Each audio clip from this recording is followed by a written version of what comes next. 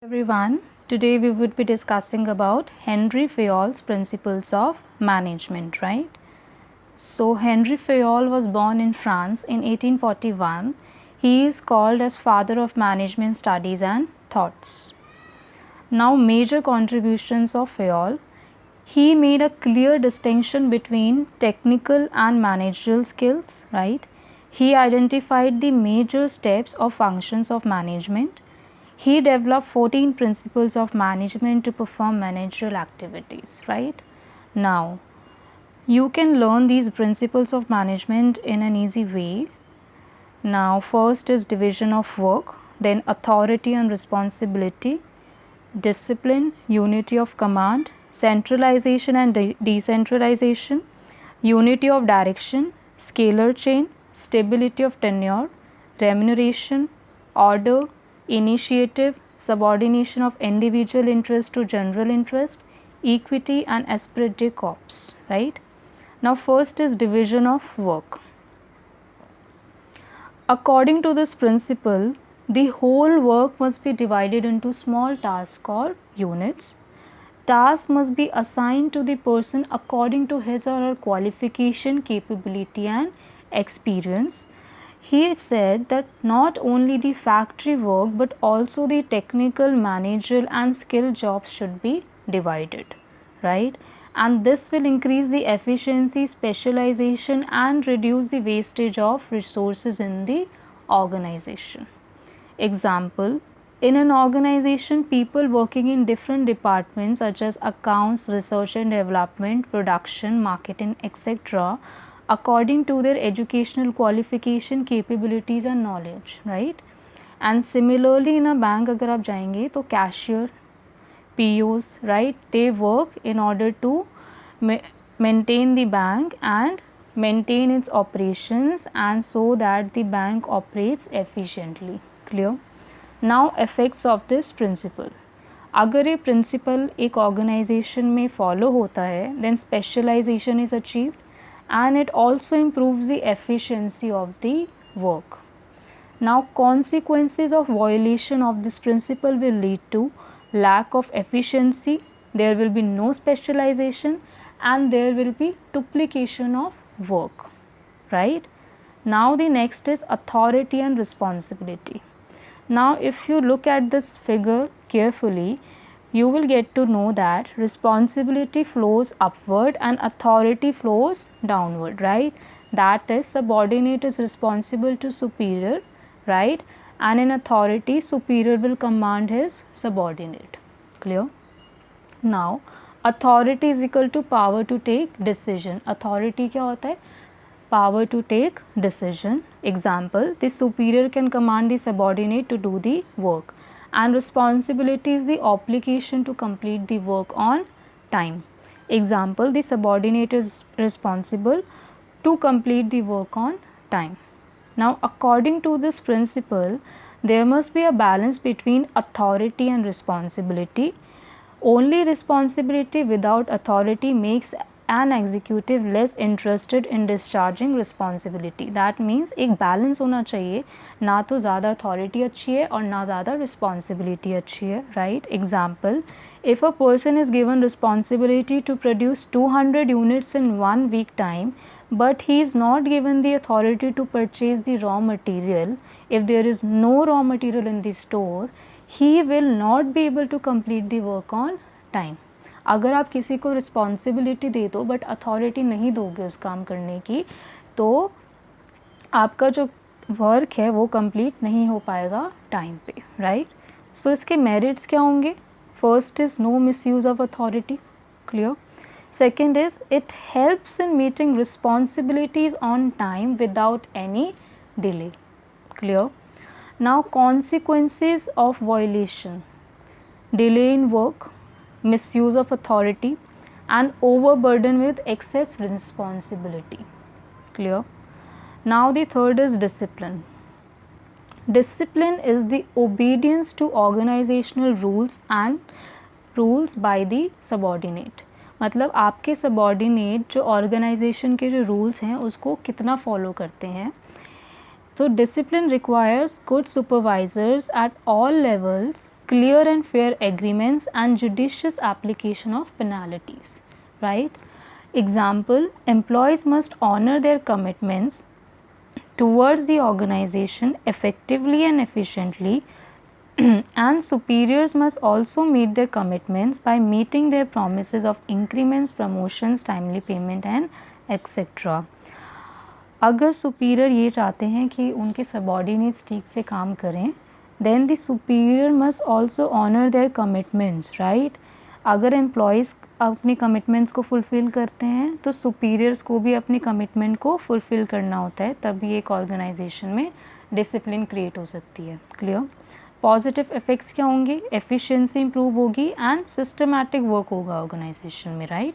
Consequences क्या होंगे अगर वायोलेट होता है principle? Disorder and confusion in the organisation, inappropriate use and wastage of resources and delay in work due to absence of rules and regulation. अगर कोई rules and regulation ही नहीं होंगे तो कोई भी वर्कर अपना वर्क ठीक से नहीं करेगा। Clear? Now unity of command. Unity of command implies that every worker should receive orders and instructions from one superior only, otherwise it will create confusion, conflict, disturbance and overlapping of activities, right? That is one superior, one boss, right? Example, if the employees of the production department is asked to complete the work in 1 week, अगर एक कोई employ है production department का उसको बोला गया है कि आपको 1 वीक में काम कंप्लीट करना है, बट सेल्स डिपार्टमेंट के जो एम्प्लॉय हैं, जो हेड हैं, वो इंस्ट्रक्ट करते हैं इस एम्प्लॉय को कि तुम अपना वर्क जल्दी करो क्योंकि हमें अपने पेंडिंग ऑर्डर्स को फुलफ़िल करना है। तो इस केस में एम्प्लॉय अपना वर्क ठीक से नहीं कर पाएगा because he will be pressurised, right? So positive effects क्या होंगे इस प्रिंसिपल के? There will be no confusion among the subordinate, क्योंकि सबॉर्डिनेट को ये पता होगा कि उसको किस सुपीरियर को आंसर करना है, right? Second is improves efficiency in working. Third, there will be no ego clashes amongst the superior. Ego clashes तब जनरेट होंगे जब मल्टीपल सुपीरियर्स एक सबॉर्डिनेट से काम करवाएंगे, राइट? सो इस केस में तो ऐसा नहीं है यूनिटी ऑफ कमांड में, तो there will be no ego clashes amongst the superiors. Consequences क्या होंगे? Confusion in the mind of employee, right? Lack of responsibility among the subordinates, ego clashes among different superiors and there will be no discipline in the organisation. Now unity of direction. Unity of direction means one unit is equal to one plan. There should be only one main objective of the organization. Each group of activities having the same objective must have one head and one plan. This ensures unity of action and coordination. It means that efforts of all the members and employees, जो भी members and employees एक organisation में काम करते हैं, उनका जो main goal होना चाहिए, राइट? उनका जो डायरेक्शन होना चाहिए वो मिलके किसके लिए काम कर रहे हैं ताकि वो अचीव कर पाएँ जो ऑर्गेनाइजेशन का कॉमन गोल है. Example, if an organization is producing different lines of products like cosmetics, confectionery and medicine items, and each item has its own market and business environment, each division plan its target and every employee of that division must put his efforts towards achievement of plan of the division under the direction of one head only, right?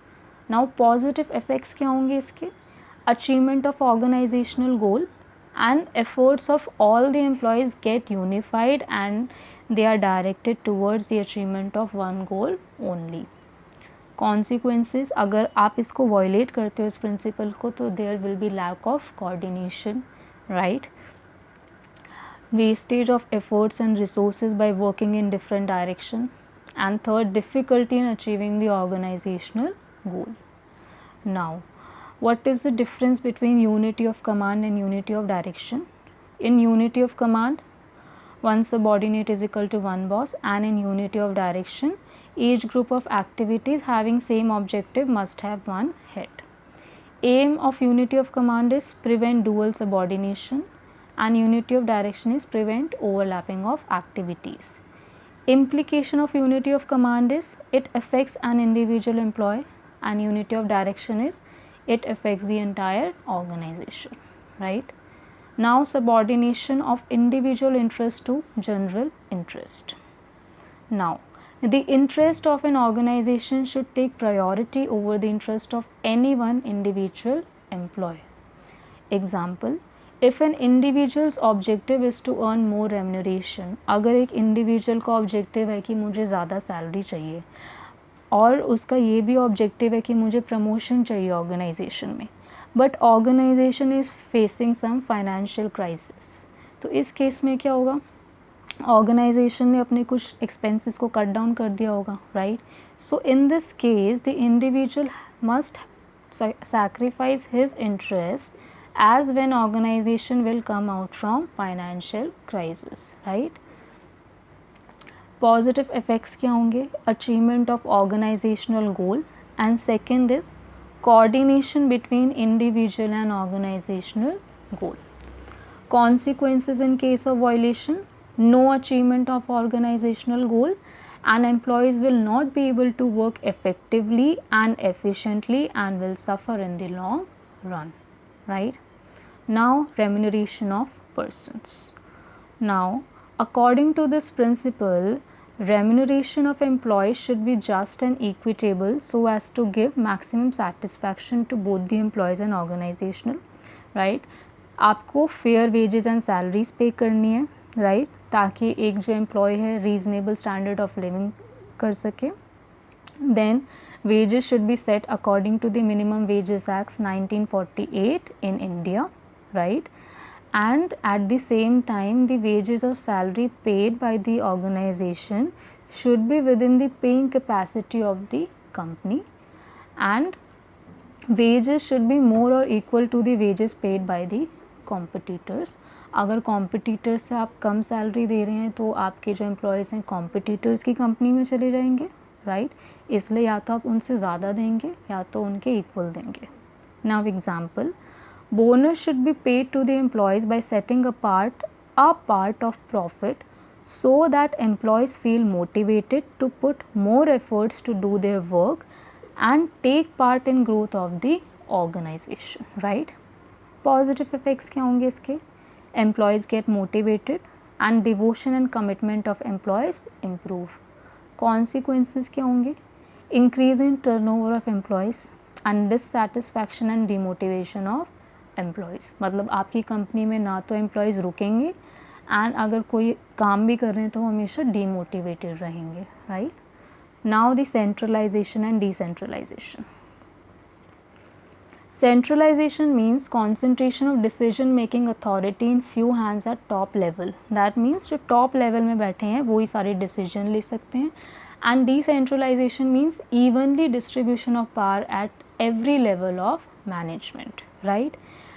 Now in an organization, both should be balanced as no organization can be completely centralized or completely decentralized, right? Now example, in large organizations, top management takes only strategic or important decisions and operational authority is given to the middle and lower level managers, right?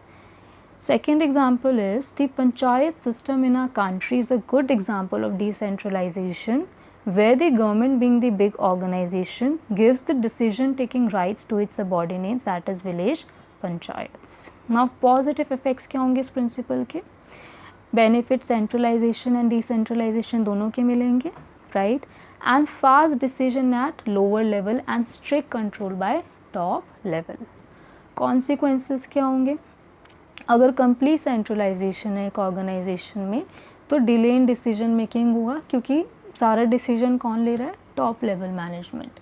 And अगर there is complete decentralisation then it will result in misuse of authority, right? Now principle of scalar chain. Scalar chain you can see here.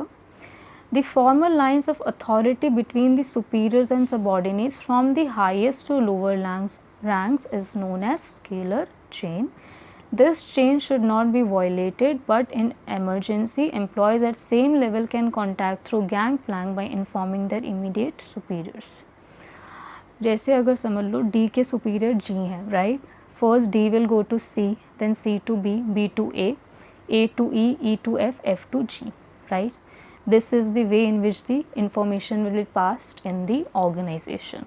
But in case there is some emergency, D can directly contact to G with the help of gangplank, right. So gangplank is the shortcut in scalar chain. What is the positive effects of this principle? Systematic flow of information, right. And second is there is no communication gap in the organization, right. Consequences, there will be communication gap and there will be no clarity in authority responsibility relationship, right. Systematic flow of information क्यों हो रहा है? क्योंकि पहले D to C, C to B, B to A to E, E to F, F to G, सबको वो information receive हो रही है, राइट. कम्युनिकेशन भी सबका हो रहा है. तो these are the positive effects of this principle. Now principle of order. According to this principle of order, a right person should be placed at the right job and the right material should be placed at the right place. That means every enterprise should have two different orders, that is material order for physical resource and social order for human resource. Example, in schools अगर आप देखेंगे तो हमेशा आपकी books library में मिलेंगी, right? Administrative work is done in administration office. Chalk and duster are kept in the classroom. तो ये क्या है? प्रिंसिपल ऑफ ऑर्डर आपके स्कूल में फॉलो हो रहा है. Then in organisation tools and fixtures are kept in particular room so that workers don't waste their time searching them. Positive effects of this principle are there will be no wastage of time in search of men and material, smooth and systematic working of organization. Consequences are wastage of time in search of men and material and not able to contact the people at right time. So thank you very much for watching the video.